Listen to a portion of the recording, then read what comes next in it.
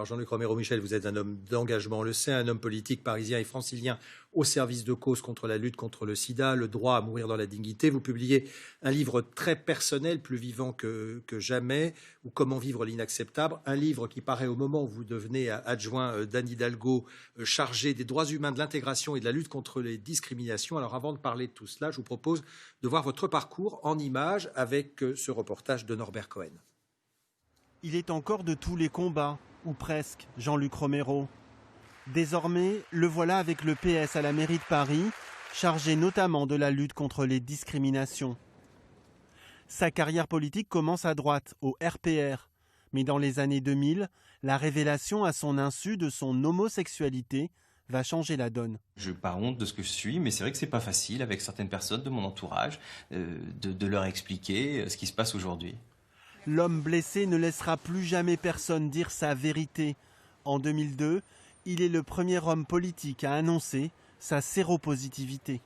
À partir du moment où cette maladie s'insinue à ce point-là dans la société, il est évident que les élus locaux qui sont au plus près du terrain ont un rôle à jouer aux côtés des associations.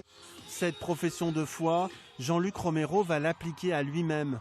Lutte contre le sida, marche des fiertés, manifestation pour le mariage pour tous et contre l'homophobie. J'ai demandé au Premier ministre qu'on fasse de la lutte contre le sexisme et la LGBT-phobie la grande cause nationale. Je pense que ce serait bien, ça n'a jamais été fait. Autre combat, la défense du droit à mourir dans la dignité. Ce qu'on demande, qu'une personne puisse, à sa demande, dont on est sûr de sa volonté, puisse partir en quelques secondes entourée des siens. Désormais, M. Romero a ajouté Michel à son nom, celui de son mari décédé le 29 mai 2018. Pourquoi ce livre, Jean-Luc Romero-Michel? C'est pour parler de lui au présent et aussi pour prévenir d'un fléau, puisqu'il faut dire que Christophe est mort à 31 ans. Il a succombé à une dose très forte de drogue et de mélange d'alcool. Je ne voulais pas qu'on réduise Christophe à sa fin. C'était quand même un être lumineux. Tous ceux qui le connaissaient le disent. Et c'était un grand militant. On voyait mon parcours, mais c'était aussi un peu le sien, puisque c'était un militant de la lutte contre le sida. C'était un militant pour le droit de mourir dans la dignité. Il était secrétaire général de l'ADMD. Il a fait un parcours fulgurant. Il a apporté beaucoup aux autres. Et malheureusement, sa fin, évidemment, a été terrible, puisqu'il est mort avec l'usage de drogue de synthèse, qui est un sujet aujourd'hui extrêmement important. Et je voulais à la fois raconter qui il était, pour pas qu'on l'oublie, et aussi alerter, parce qu'aujourd'hui, on est autour d'un tabou. C'est-à-dire que les drogues de synthèse explosent dans notre pays. Elles sont très faciles à avoir. Vous savez, vous prenez votre téléphone portable, vous commandez du GBL, vous commandez des acides, etc. par votre téléphone. Et les pouvoirs publics n'en parlent pas. Et il y a chaque semaine des personnes qui sont dans des comas, des personnes qui meurent dans une espèce d'indifférence. Alors à la fois ce livre justement pour alerter et surtout en appeler au pouvoir public, mais aussi pour parler de vous d'une certaine manière, pour continuer à vivre, parce que ces 2 années, je le sais, ont été très difficiles. Vous êtes réfugié dans l'action et dans le travail, mais c'est aussi de faire le point sur ce qui vous est arrivé.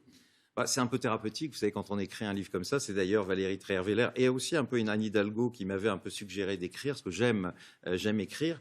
Et puis je me suis rendu compte que d'abord ça m'a fait du bien, ça m'a permis de raconter aussi qu'on n'oublie pas qui était Christophe. Et je crois que, et je le vois dans ce que je reçois aujourd'hui, ça a été aussi très utile pour les personnes qui vivent un deuil. Vous savez, ces dernières semaines aussi, beaucoup de gens ont vécu des deuils brutaux, bien sûr très différents, mais des deuils où ils n'ont même pas assisté à la mort de leur conjoint, comme ça m'est arrivé. Et je crois que peut-être je leur donne quelques clés pour essayer de survivre, parce que c'est très difficile, vous savez, dans une société où en fait le deuil, 15 jours après, on vous dit il faut passer à autre chose. On passe jamais à autre chose comme ça. Mais c'est tout un travail, et je pense qu'on peut être plus vivant que jamais en pensant à la fois à lui, parce que pour moi il l'est dans mon cœur, et j'essaye de l'être pour les combats que je mène et en sa mémoire. À la fin de ce livre, vous terminez d'ailleurs par ces mots: l'avenir dure toujours. L'avenir pour vous, c'est ce que vous faites présentement, puisque vous venez d'être adjoint d'Anne Hidalgo, donc vous êtes chargé des droits humains, de l'intégration, de la lutte contre les discriminations. C'est un portefeuille très large qui recouvre quoi? Qui recouvre quasiment tous les sujets pour lesquels je me suis battu dans toute ma vie, quelque part. Et évidemment, la lutte contre les discriminations, je ne vais pas vous dire, en ce moment, quand on voit ce qui se passe en termes de racisme, d'antisémitisme, de LGBT-phobie, les droits humains, c'est aussi des causes essentielles pour moi. Et l'intégration, que dire aujourd'hui? Vous voyez, c'est un portefeuille qui est quand même très, très, très large, très ambitieux, mais qui revient à tous ces combats que j'ai menés, des combats autour de l'humain, autour de la personne humaine. Merci Jean-Luc Romero, Michel, pour ce discours de vérité sans langue de bois.